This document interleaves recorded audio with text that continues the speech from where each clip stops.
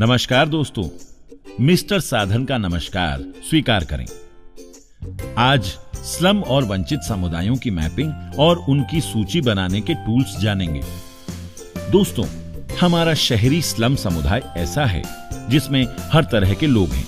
कुछ अमीर हैं, कुछ गरीब हैं, कुछ पढ़े लिखे, कुछ कम पढ़े लिखे भी हैं। महिलाएं, बच्चे सभी हैं। अब हम सभी जानते हैं कि हमारे शहरी स्लम के जो वंचित तबके के लोग हैं, उन तक परिवार नियोजन सेवाएं पहुंचाने के लिए विशेष प्रयास करने होते हैं। ऐसा ही एक विशेष प्रयास है सभी मलिन बस्तियों और गरीब समूह की पहचान करना और वंचित समुदाय के आधार पर उन्हें वर्गीकृत करने से परिवार नियोजन सहित अन्य स्वास्थ्य सेवाओं के लिए बेहतर योजना बनाना।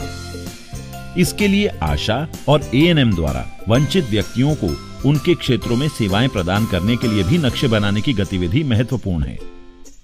अपंजीकृत मलिन बस्तियों के नक्शे बनाने का निरीक्षण आशा द्वारा किया जाता है और वही परिवारों की सूची भी तैयार करती है और इसमें अन्य लोग उसकी मदद करते हैं।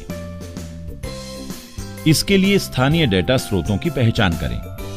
मलिन बस्तियों की आबादी से संबंधित डेटा और नक्शों के लिए स्थानीय स्तर पर उपलब्ध स्रोतों की पहचान करनी चाहिए और इसके अलावा मलिन बस्तियों के जीपीएस निर्देशांक का समय समय पर उपयोग डिजिटल नक्शों को अपडेट करने के लिए किया जा सकता है। पंजीकृत मलिन बस्तियों, अपंजीकृत मलिन बस्तियों, अस्थायी बस्तियों सहित जिन स्थानों में वंचित समुदाय निवास करता है, उन स्थानों का पता लगाने के लिए सभी उपलब्ध स्रोतों से प्राप्त डेटा की समीक्षा करें।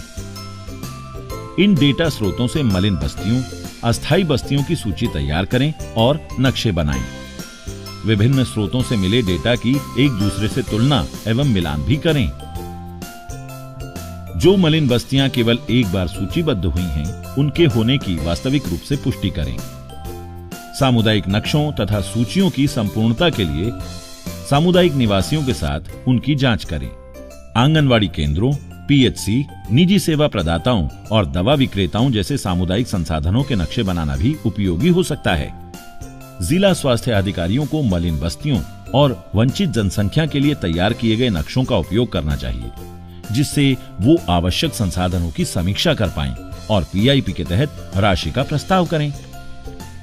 इस डेटा को जिला स्वास्थ्य समिति और अन्य विभागों जैसे आईसीडीएस, मनरेगा, नगर निगमों, डूडा आदि के साथ साझा किया जाना चाहिए।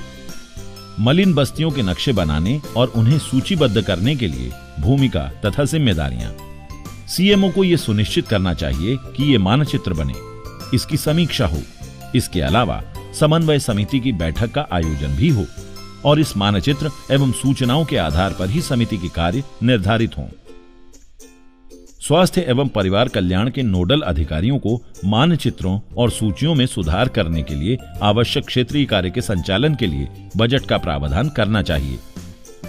सभी संबंधित एजेंसियों के साथ इन आंकड़ों को साझा करना चाहिए ताकि एक बेहतर योजना बन सके। डूडा को परिवारों की सामुदायिक सूची तैयार करने में आशा की सहायता करनी चाहिए और वार्ड समन्वय समिति की बैठकों में भागीदारी करनी चाहिए। एकीकृत बाल विकास योजना आईसीडीएस को भी उन सभी मलिन बस्तियों और अन्य स्थानों की सूची साझा करनी चाहिए जहां आंगनवाड़ी केंद्र स्थित है। इसके अलावा आंगनवाड़ी केंद्रों और कर्मचारियों के संबंध में समय समय पर जानकारी अपडेट करनी चाहिए और परिवारों को सूचीबद्ध करने में आशा की मदद करनी चाहिए। एएनएम को आशा की मदद करनी चाहिए और हर मलिन बस्ती की जानकारी को इकट्ठा करके इसे कम्युनिटी प्रोसेस मैनेजर के साथ साझा करना चाहिए। महिला आरोग्य समिति को इस मानचित्र और सूची में सबसे अधिक जरूरत वाले परिवारों की पहचान करने और उन्हें सेवा दिलवाने में आशा की मदद करनी चाहिए। इन सभी नक्शों और सूचीबद्ध डाटा को वार्षिक आधार पर अपडेट किया जाना चाहिए। तो दोस्तों, हर शहरी स्लम में वंचित समुदायों तक स्वास्थ्य सेवाएं और परिवार नियोजन सेवाओं और सुविधाओं की पहुंच बनाने में ये नक्शा बनाना बहुत महत्वपूर्ण होता है।